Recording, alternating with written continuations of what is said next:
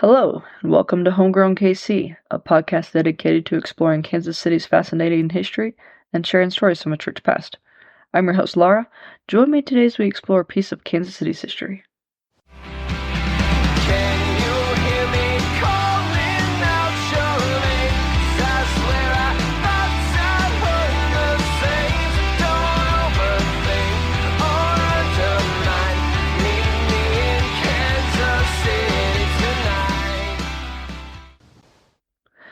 So, real quick, do y'all remember this spring when I mentioned the League of Historic Theaters National Conference was coming to Kansas City in July? They came in mid-July, like the day after that really big storm that hit us, July 15th-ish. And I totally forgot about this and didn't remember until August 2nd. I checked and I had just missed it, so that's disappointing. I wish I'd been able to join them in some way because they visited various historic theaters in the KC metro area, including the Performing Arts Center in downtown Leavenworth, my hometown. And it's a really pretty building. I've always loved the architecture of that theater. It's Art Deco. Also, this particular episode is out a little bit later than I originally planned. I apologize for that. Life things have been messy and stressful and just getting in the way of my podcasting and enjoying the last of my summer. Also, there will not be a minisode of the Ethnic Festival this year as I did not go. It was way too hot to be out there, honestly. So everyone who did go out, kudos to you. But even if that had not been the case, as I said, life things have been disruptive. However, I did get to go see the Chiefs practice. Images from that adventure are up on all of my social media pages. Check them out. If you're interested in learning about Chiefs football history, listen to my episode Chiefs from Series 1. It's available wherever you listen to podcasts. Let's get started. This is part 3 of Topic 3, Worlds of Fun, from Series 7, Amusement Parks. If you enjoyed today's episode, then please also listen to parts 1 and 2 of this topic, as well as topics 1 and 2 of the series, Electric Park and Fairyland Park. Quick recap. So part 1 was an introduction of Lamar Hunt and his business partner Jack Stedman, who were responsible for the creation of the park in the 1970s. Also talked about the architects and the firms behind the design and initial construction of the park. Part 2 was literally a play-by-play of every year the park has been open. I found a website that detailed this ride opened this year, this ride closed this year, and I mean, maybe that wasn't very fun for you because it was kind of a bullet point, but I thought it was really interesting, and it was the basis for part 3. This is, if I had to pick, this is my favorite of this topic. I'm about to get really detailed on some of the ride's histories, and it's pretty cool. So, hope y'all check this out and enjoy it.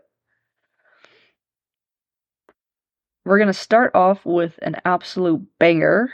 We have the Zambezi Zinger. So, the Zambezi Zinger in operation from 1973 to 1997. Manufacturer, Anton Schwarzkopf. That sounds right. Model type, speed racer.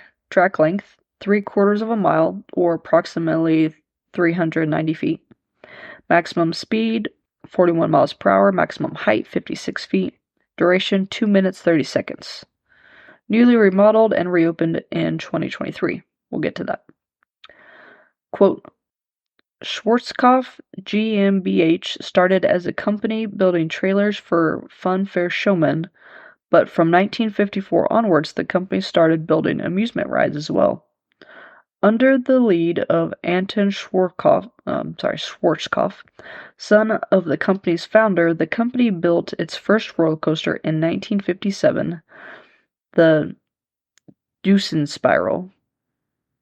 There's an umlaut over the U, so I don't think I pronounced that quite right. End quote. Sorry, that's an end quote.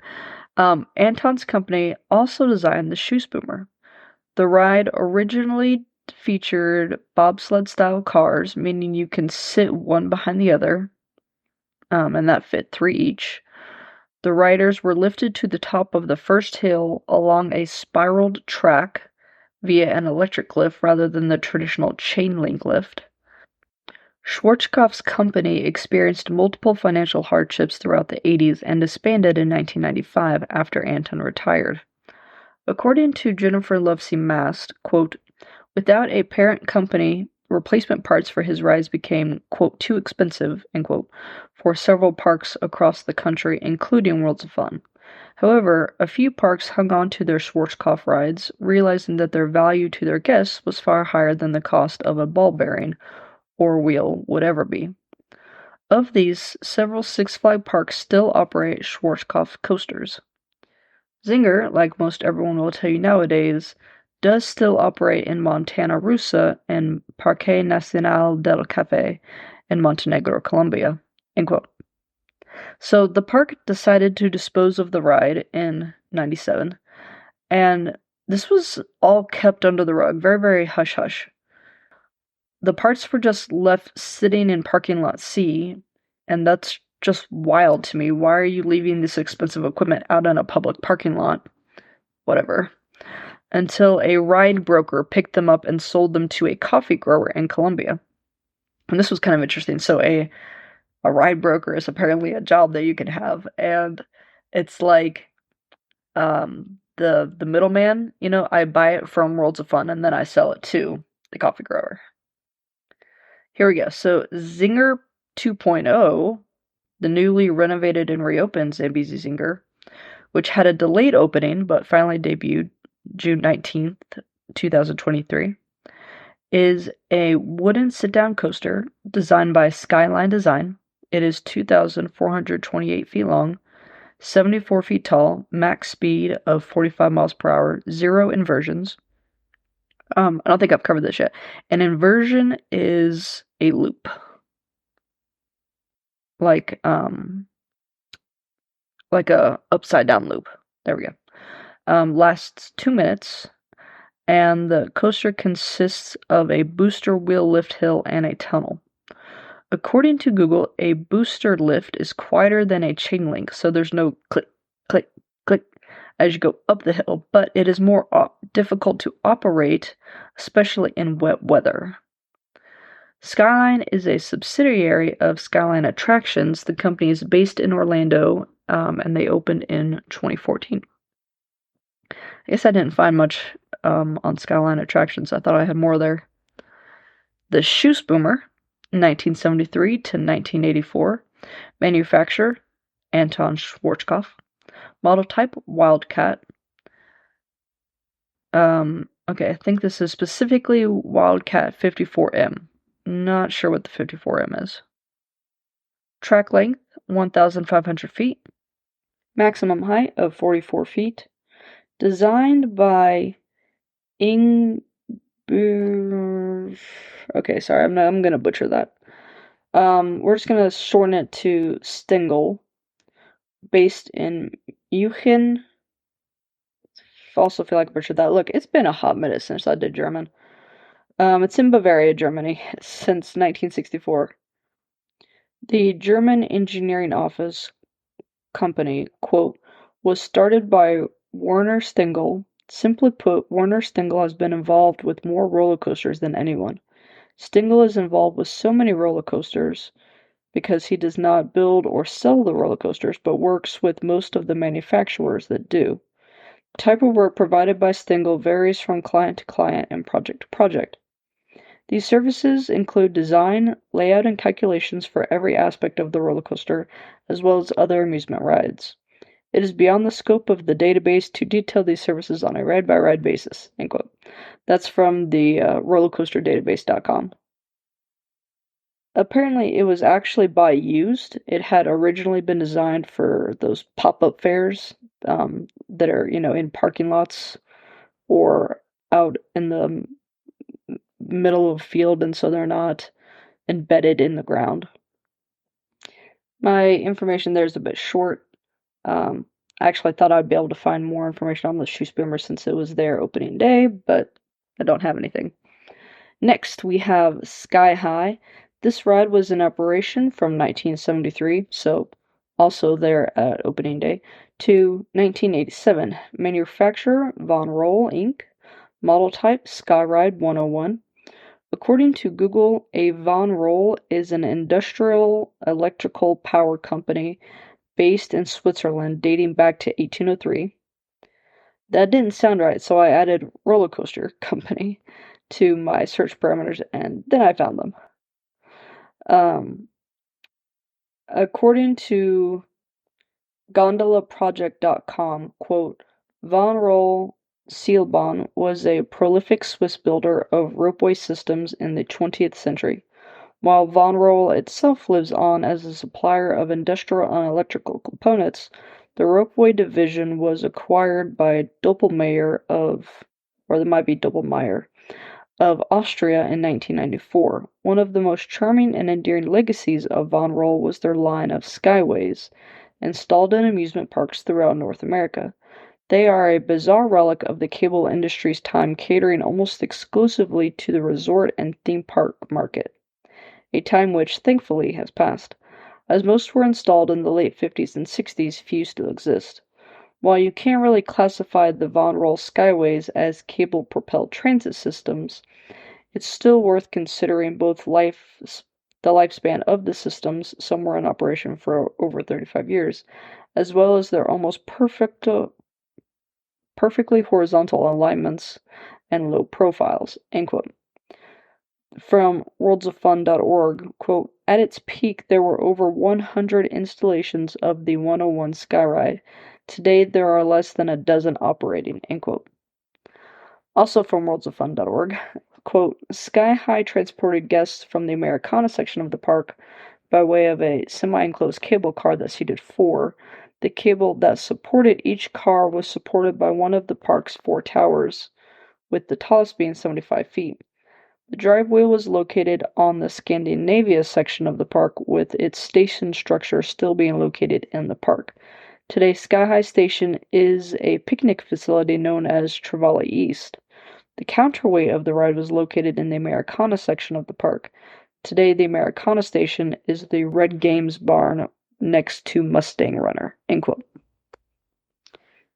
So in 1977, a man named Arthur Duchek actually walked along the sky-high cable line like a tightrope performer in a circus on a very blustery Midwest day featuring 25-mile-an-hour winds. Super surprised he didn't fall. But the next year, a cable car from a similar arrived at Six Flags Mid-America, which is now known as Six Flags St. Louis, fell 70 feet, resulting in the deaths of 3 riders. Thereafter, the Von Roll roller coasters across the country were shut down. So, 2 unrelated events. 1977, man walks across in 25-mile-an-hour winds, perfectly fine. 1978, similar ride from a different park fails, and then parks across America are like, oh, we should get rid of that. Moving on. Scream Roller, aka EXT, from 1976 to 1988. Manufacturer, Aero Development, Aero Hughes. Model type, corkscrew. Track length, 1,250 feet. Maximum speed, 50 miles per hour. Maximum height, 70 feet. Duration, 1 minute, 10 seconds. 2 inversions, so you go upside down twice. RCBD.com reports that Aero Hughes, which was originally Aero Development, was founded by Carl Bacon and Ed Morgan in 1945 in Mountain View, California. Disney purchased 1/3 of their company in 1960. In 1972, Rio Grande Industries bought the other 2/3 of the company, but they left the name unchanged.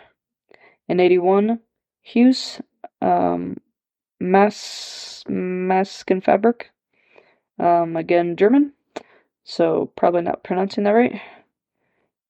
Actually, wait, no, I think it's Maschinenfabrik, something like that. They bought Aero and became Aero Hughes. Then in 84, it became Aerodynamics until the company disbanded in 2002. Its remains were bought by S&S Power. S&S was the company behind the design of the detonator. During the company's lifetime, it built, and by company I am specifically referring to Aerodynamics, built 98 roller coasters in 126 locations. In 1983, the park partnered with Aerohuse to convert the Scream Roller into the nation's first standing roller coaster named EXT. Quote, "It wasn't long until Extreme Roller was experiencing problems, though. The ride itself, and specifically the lift hill and its chain, were never designed for stand-up pods that were both heavier and had a completely different center of gravity, causing undue stress on the chain lift. The mechanical difficulties caused by these unforeseen problems necessitated the reconversion of Extreme Roller back to a sit-down experience only by early 1984." End quote. I believe I may have mentioned before the urban myth that someone died on this ride. If not, then it's because it was in an earlier edition of the script. Spoilers, there's a legend that somebody died on this ride. But it's fake news. Quote, "Probably one of the most commonly repeated urban legends with Worlds of Fun comes from this very roller coaster. First, the true story. Extreme Roller was reconverted to a sit-down in June 1984 due to stress on the lift chain, as with the significant change in the center of gravity, it applied a significant increase in stress on the ride structure. In July of 1984, a Railblazer rider was thrown from the car and died from her injuries. The accident occurred 1 month after Extreme Roller had been reconverted to a sit-down experience. Railblazer also lacked one of the seat belts that crossed the body that Extreme Roller had, which means this type of accident may not have even been possible on Extreme Roller. The fact is, though, that no life-threatening accident was ever to occur on the short-lived stand-up Extreme Roller, but the pervasive urban legend incorrectly attributes the Six Flags accidents to Worlds of Fun." End quote. And honestly, that seems kind of common that Six Flags has accidents that get attributed to Worlds of Fun. In 1998, the ride was dismantled and sold to a park in Taiwan, becoming the Spiral until 2004. Orient Express, 1980 to 2003, manufacturer also Aero Development, designed by Ron Toomer, model type custom multi-looper, track length 3,470 feet, maximum speed 65 miles per hour, maximum height 12 stories, height of the first drop 115 feet, height of the first loop 80 feet, height of the second loop 60 feet, duration 2 minutes and 30 seconds, 2 vertical loops and 1 boomerang. Okay, hang on. It says number of inversions 4 with 2 loops and 1 boomerang, so that's incorrect. That's got to be 3 inversions. At the time of its debut, it was the largest tubular steel roller coaster in the world, so that's pretty cool. It had a Chinese-inspired station with large murals on its interior walls surrounded by gardens and a pond. It was named after the Agatha Christie novel Murder on the Orient Express, and was actually sued by the actual Orient Express in France, although the charges were eventually dropped. Quote, "It was specifically designed into a natural valley. While it was visible from anywhere in the park, it, unlike the Mamba, almost goaded its victims into believing that it wasn't that bad, simply because much of it, like Zinger, was hidden in a valley by a forest of trees." End quote. Well, that's a very descriptive and slightly concerning quote. The Orient Express is infamous in Kansas City for crashing in June 1987 and derailing in July 1999. Quote, "With one train sitting in the trim brakes, that might be train brakes, directly outside of the station, the second train, running about 10 to 15 miles per hour, collided with it. This occurred as the first train stopped in the brakes as usual, but then the brakes would not release and allow the train to re-enter the station. 9 riders were injured, 1 was hospitalized. Many point to this moment as the beginning of the downfall of the Orient Express. End quote. And then 12 years later, we have the second incident.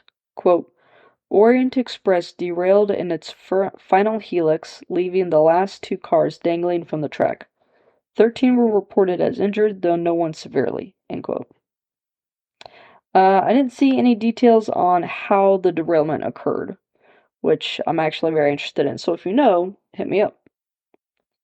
Next, Timberwolf, 1989 to present, 4,230 feet tall, high speed of 53 miles per hour, 0 inversions, duration is 2 minutes 13 seconds, G-force of 2.8, so it's a bit faster than the others.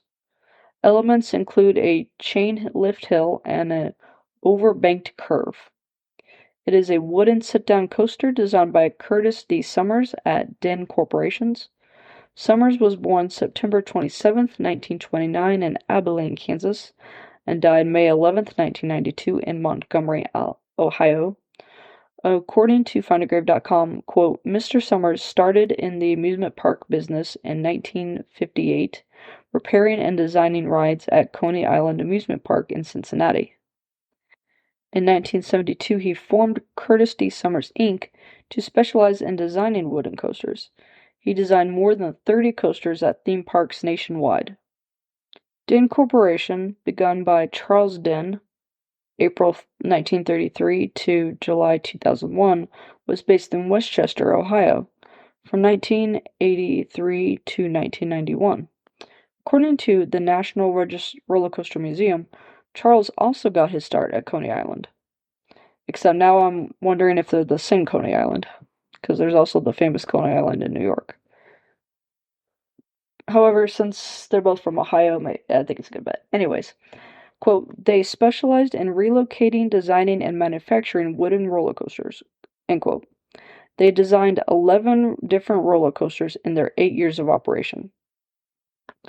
According to 25 years of running with the Wolf on worldsoffun.com, the Timberwolf was not the tallest or fastest when it debuted, but it was the longest ride in the park.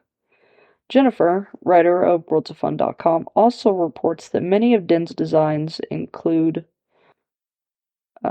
whether purposeful or not, she doesn't say, a side-to-side sort of shuffle pattern known as Den's Shuffle. So that explains the jostling that you get when you ride the Timberwolf. Personally, I have only ridden it once on that 8th grade field trip. Even as a youngster, that seriously hurt my back, and I had no desire to ever experience that again. The ride closed temporarily in 1994 for some track repairs and seemed fine and faster than ever when it reopened in 1995.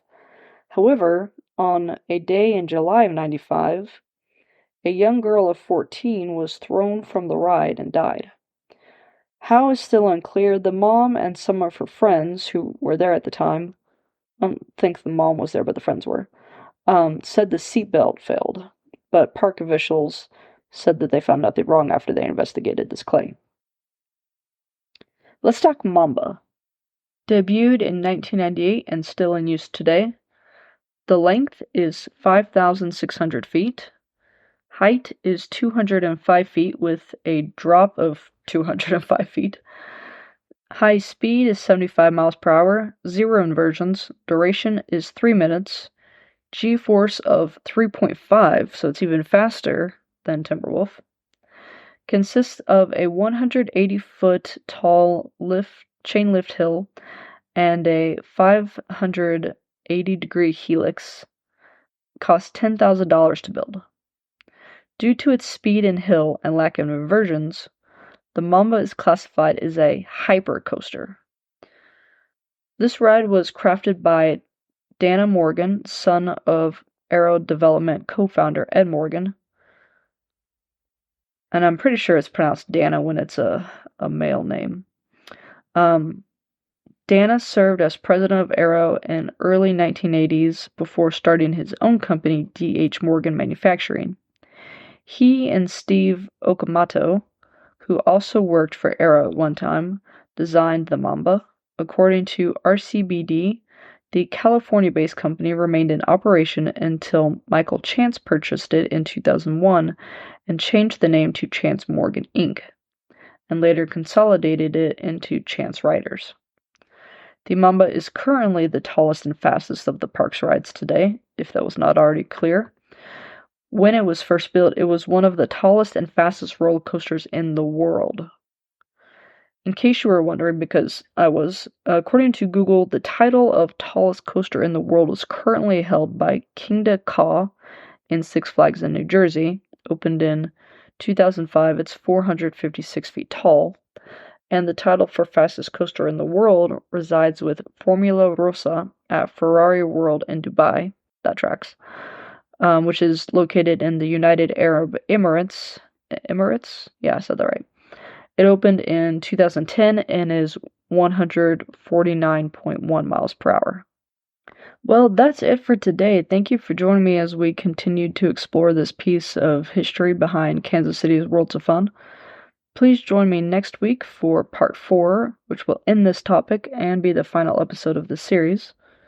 Before we leave, let's talk sources. My primary sources, and by that I mean the sources that I use the most, not that they were primary as in first-person sources, were worldsoffun.com, worldsoffun.org, and unwof.blogspot.com. I also used rcbd.com, findagrave.com, themeparkcoastercrazy.com, therollercoastermuseum.org, darkridedatabase.com, and Google.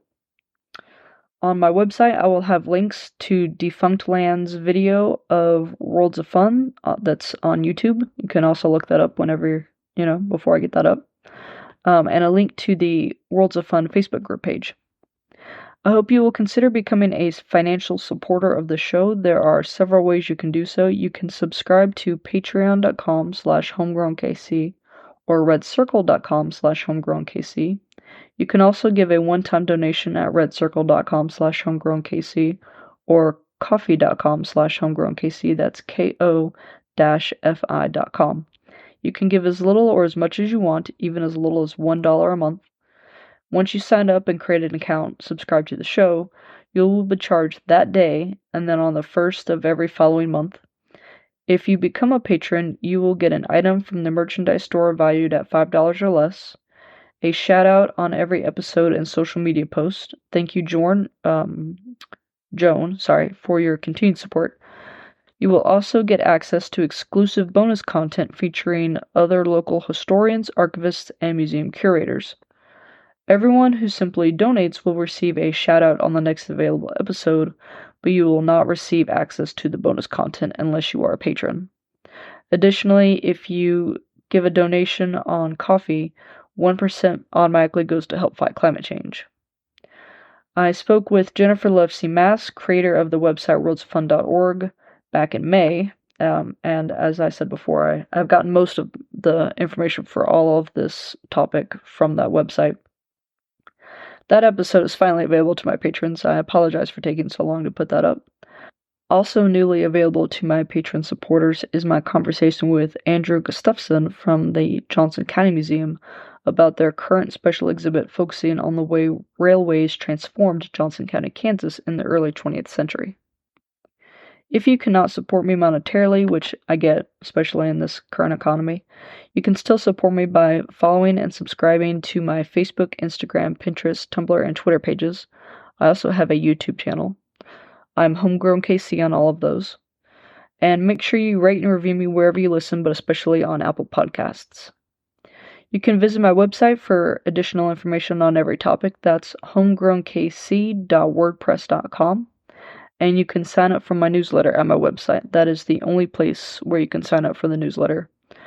Once a month, not every day because that's annoying, once a month, you'll get an email that says, here's what's new, here's what's upcoming. It's a good way to stay up to date with the podcast. If you have any questions, comments, concerns, or episode suggestions, you can email me at homegrownkcpodcast@gmail.com or DM me on any of my social media networks.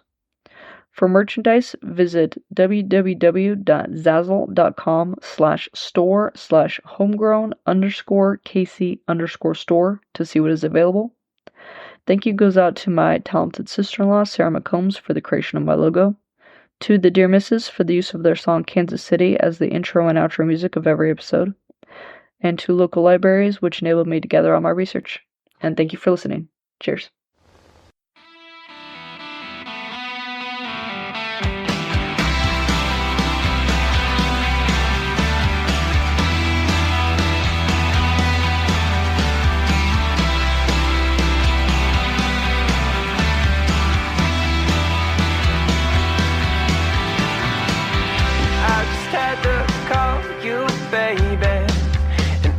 Had to ask you this tonight, 'cause I can't seem to shake this feeling, and I can't seem to get you off my mind.